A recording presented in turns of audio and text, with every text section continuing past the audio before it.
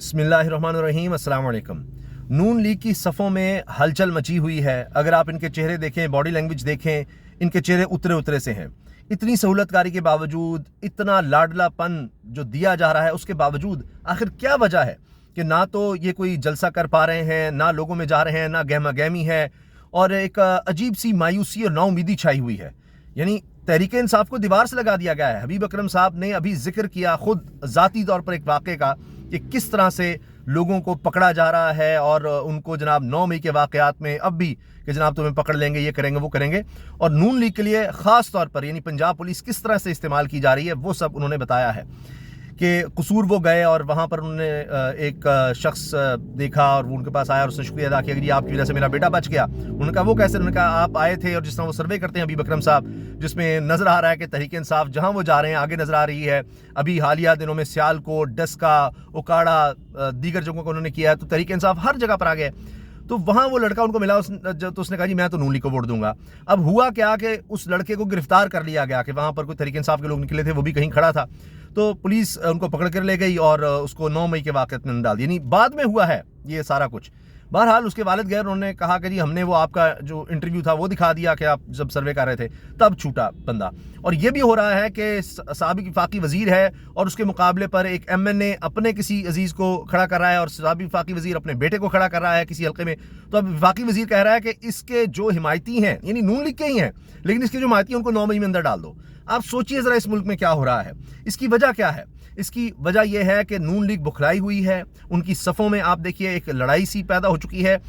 सबको नज़र आ रहा है कि जनाब हमें सहूलतकारी तो मिल रही है, लेकिन अपना अपना जोर लगा रहे हैं। और दूसरी तरफ हो ये रहा है कि इस सब की वजह से ये जो क्रैकडाउन सब चल रहा है, इससे तहरीक इंसाफ की मकबूलियत बढ़ रही है। पंजाब इस वक्त नून लीग के हाथ से बिल्कुल निकल चुका है और यही वजह है कि अब कोशिश हो रही है कि इलेक्शन डिले किया जाए या बल्ला किसी तरह से छीना जाए।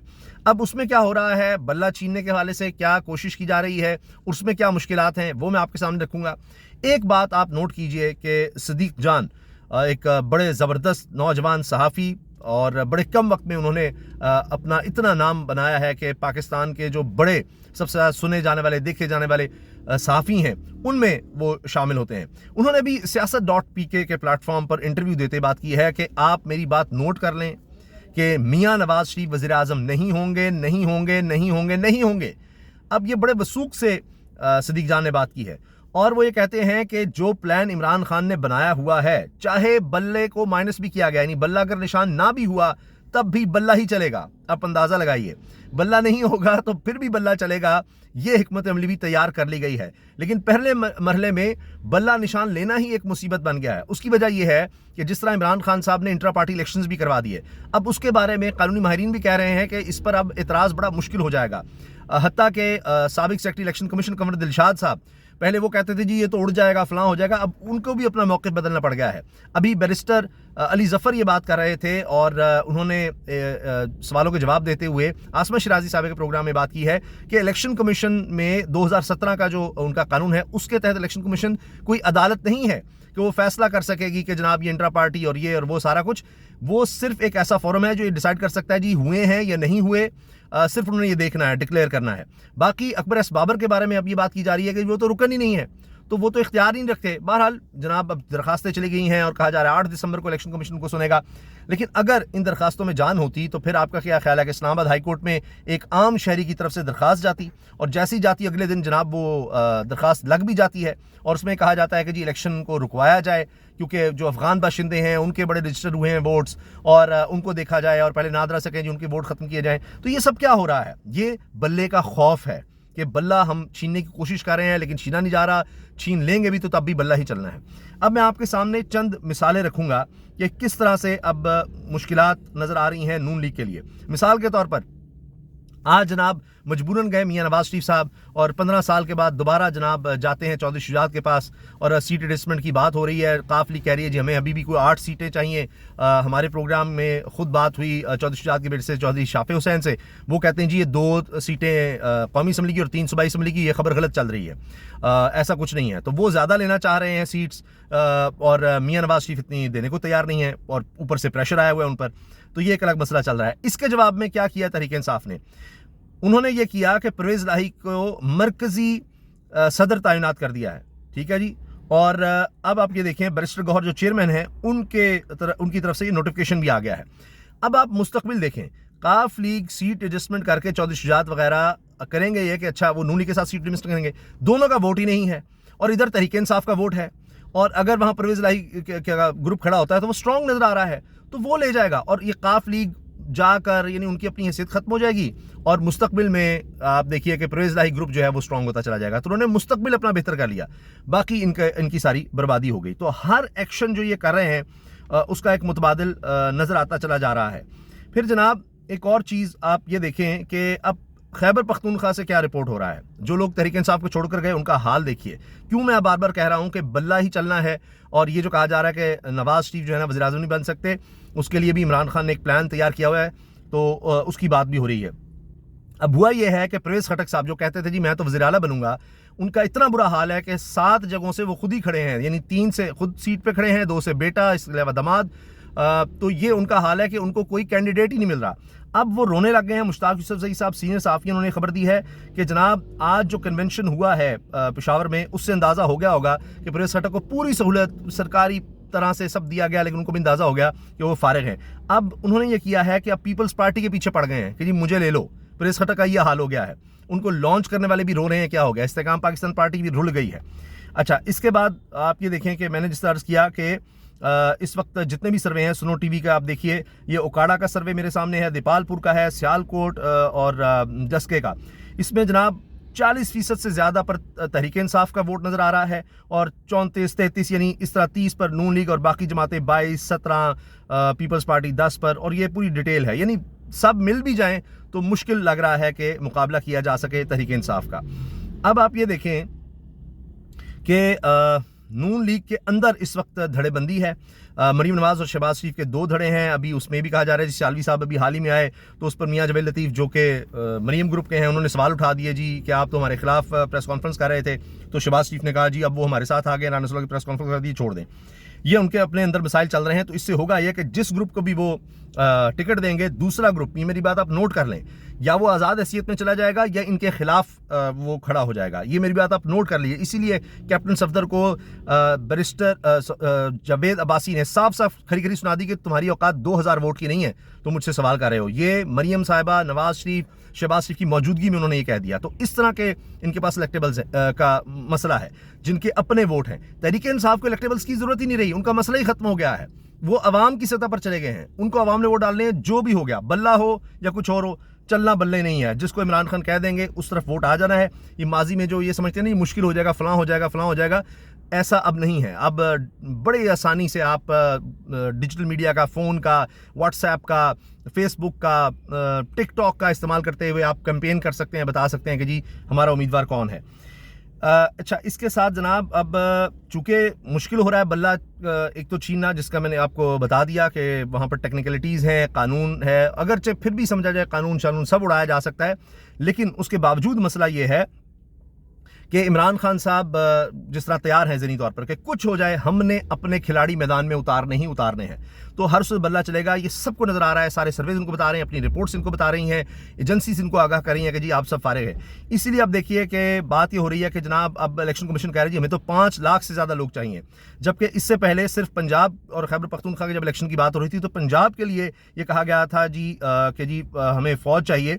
तो उस वक्त ये हुआ था कि 2.25 लाख फौजी जवान मांगे हैं इलेक्शन कमीशन ने। सिर्फ पंजाब के लिए फ़ौज मांगी गई थी तो वजारत दिफा ने कहा था कि नहीं जी फ़ौज दहशतगर्दी के खिलाफ जंग में मसरूफ़ है, नहीं आ सकती। अब पूरे पाकिस्तान के लिए किस तरह से देंगे, तो ये एक मसला आ सकता है। इसके बारे में लोग बात कर रहे हैं। और फिर ये हो गया जी एहसन भून साहब भी चले गए हैं अदालत में, और इसके साथ जनाब एक और दरख्वास्त भी गई हुई है, आज़म नज़ीर तारड़ और एहसन भून दोनों चले गए हैं हल्का बंदियों पर। तो उसमें भी अब chief justice Ahmad high court Amir Farooq से आप आगाही हैं, वो कह रहे हैं जी इलेक्शन कमीशन इस चीज़ को देखे। एक और चीज़ सुनिए, अभी आसमा शराई साहिबा साफ़ी हैं, आप जानते हैं, उन्होंने कहा कि जी शहरों में तो चले तहरीक इंसाफ है, देहात में ज़रा डायनेमिक्स और हैं। तो अहमद बड़ाइच बड़े ज़बरदस्त रिसर्चर हैं, उन्होंने एक एक बात का हवाला दिया। उन्होंने कहा जी आसमा शिराजी साहब का दही सूरत हाल का जायज़ा इंतहाई गलत है, कैसे आए बताते हैं। जुलाई 2022 में पंजाब की 20 नशिस्तों पर ज़िमनी इलेक्शन हुए, इनमें से कुछ दही इलाकों को देखते हैं। मसलन PP 125 झंग 2018 में यहाँ से उम्मीदवार फैसल हयात जीते, PTI के आजम चेला दूसरे नंबर पर है। 2022 में यही उम्मीदवार अपने धड़ों के साथ यानी PDM नून लीग के साथ मौजूद थे। फैसल हयात के वोटों में 2018 की निस्बत सिर्फ 1200 वोटों का इजाफा हुआ। दूसरी तरफ PTI के आजम चेला के वोट 2018 की निस्बत 43,511 बढ़ गए, 43,511 वोट बढ़ गए। PP जंग 127, अब ये दही इलाकों की बात हो रही है, PTI के 2018 की निस्बत 44,883 वोट बढ़ गए। दोनों बार PTI के उम्मीदवार नवाज भरवाना ही थे, वही धड़ा लेकिन वोट 44,000 ज्यादा। PP 288 डेरा गाजी खान, दोनों बार PTI के उम्मीदवार सैफ खोसा ही थे, PTI के 2018 की निस्बत 28,395 वोट बढ़ गए। PP 272 मुजफ्फरगढ़, सबसे दिलचस्प केस, 2018 में यहां से बासित बुखारी 23,000 वोट लेकर आजाद जीते, तहरीके इंसाफ का दूसरा नंबर रहा। बासित बुखारी ने हल्का खाली किया। 2018 में ज़िमनी इलेक्शन हुए और बासित बुखारी की अहलिया तहरीके इंसाफ के टिकट पर 27,000 वोट लेकर MPA बन गई। फिर आया जुलाई 2022, तहरीके इंसाफ के ने मौजम जतोई को टिकट दिया, बासित बुखारी की अहलिया फिर उम्मीदवार थी, लेकिन 2008 के बाद पहली बार बासित बुखारी शहर सुल्तान की सूबाई सीट से हारे। 2018 की निस्बत तहरीक इंसाफ का वोट 27,844 बढ़ा। भक्कर, लोधरा, फैसलाबाद समेत तकरीबन तमाम दही नीम दही इलाकों में ऐसी सूरत हाल थी। और फिर ये कहते हैं जी स्टूडियो से निकल कर ज़मीनी हक़ाइक़ का जायज़ा लें, कहीं और नहीं तो मेरे गाँव ही आए, लोगों से मिलें और पूछें वो क्या चाहते हैं। हत्ता कि आप यहाँ से अंदाज़ा लगाएं कि जावेद हाशमी साहब जो नून लीग में ही रहे, उन्होंने यहाँ तक इंकशाफ किया है कि जी मैंने लोगों से जाकर पूछा, ये उन्होंने महर बुखारी साहबा के प्रोग्राम में बात की कि मैंने जाकर किसको वोट करोगे, तो उन्होंने कहा, लोगों ने कहा कि जी आप हमारे पीर हैं, आप जिसको कहेंगे हम वोट करेंगे। तो नहीं, मैं तुम्हें बदवा दे दूंगा, सच सच बताओ कि किसको वोट करोगे। कहते हैं जी वोट तो उसी को करेंगे जो जेल में है। तो आप अंदाज़ा लगाएं, इस पर जावेद हाशमी साहब कह रहे हैं कि ये ले दे गया इमरान खान सारों को, और उन्होंने यहाँ तक कह दिया कि ये जितने कह रहे हैं जरदारी, नवाज शरीफ, शहबाज शरीफ, ये इनमें से कोई वज़ीर आज़म बनता नज़र नहीं आ रहा। ये बात अब बाकायदा जावेद हाशमी साहब, जो आपको पता है कि डंके की चोट पर बात करते हैं, उन्होंने ये बात कही है। एक और मुश्किल हो गई है अब जनाब नून लीग के लिए या इमरान खान साहब मुखालिफिन के लिए कि बुशरा बीबी और वकील लतीफ़ कोसा की ऑडियो कॉल लीक होने का मामला हाईकोर्ट पहुंच गया। बुशरा बीबी का लतीफ़ कोसा के साथ ऑडियो कॉल रिकॉर्ड और लीक करने के खिलाफ इस्लामाबाद हाईकोर्ट से रुजू। अब उसमें फिर सामने आएगा जी किसने की, किस तरह की, वो एक नया मसला इनके लिए खड़ा होता नजर आ रहा है। अब ये भी फैसला हुआ है कि इलेक्शन कमीशन भी जो तौहीन इलेक्शन कमीशन है और तौहीन इलेक्शन कमिश्नर है, उसकी प्रोसीडिंग भी करेगा जेल में जाकर। तो अब जनाब नया नाम पड़ गया है अडयाला अदालत, अडयाला जेल नहीं, अब अडयाला कोर्ट, सारे केसेस वहीं पर लगेंगे। तो ये बात जो सदीक जान ने की कि मियां नवाज शरीफ वज़ीर आज़म नहीं बनते, इसके साथ उन्होंने ये भी कहा कि अब दौर बदल गया है, लोगों ने चैनल देखना, टीवी देखना छोड़ दिए, क्योंकि सिर्फ और सिर्फ उधर सरकारी मौक़िफ़ होता है। अब चैनल्स को बांध दिया गया है, जकड़ दिया गया है, उनकी कोई हैसियत, कोई औकात नहीं रही कि वो कोई खुद से बात कर सकेंगे, नहीं, सिर्फ सरकारी बात चलेगी। अब लोग बात कहाँ से देख रहे हैं, कहाँ से बयानियाँ बना रहे हैं, कहाँ से अपना ओपिनियन जनरेट कर रहे हैं, वो है सोशल और डिजिटल मीडिया। और आप अदाद व शुमार देख लीजिए, टेलीविज़न चैनल्स को कितना देखा जाता है, और जो इंडिपेंडेंट लोग काम कर रहे हैं, जो लोगों को हकीकत दिखा रहे हैं, उनको कितना देखा जाता है। तो इसी तरह से क्योंकि यहाँ पर ही अरबों करोड़ों रुपए की इन्वेस्टमेंट करके अपना बयानिया बनाने की कोशिश की रिवायती तौर पर, तो वो इन्वेस्टमेंट फारिग होती नज़र आ रही है। और लोग जो हैं वो ऑन ग्राउंड जो उनको सही सिचुएशन दिखाई जाती है, आप उनके व्यूज़ देख लीजिए, वो बहुत फ़र्क हैं। तो ये जो कहा जा रहा है ना कि जी वो सिर्फ डिजिटल और सोशल मीडिया पर है, वहीं पर इनकी पॉपुलैरिटी है, वहाँ से ना घबराएं, ये ऑन ग्राउंड सिचुएशन थोड़ी मुख्तलिफ, इलेक्शन होगा तो पता लग जाएगा, वाकई इलेक्शन होगा तो पता लग जाएगा।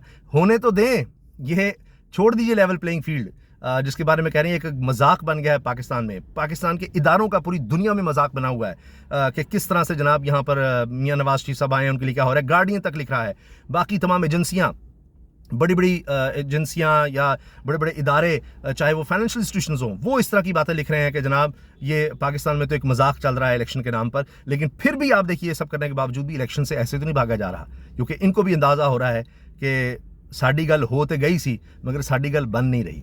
अल्लाह हाफिज़।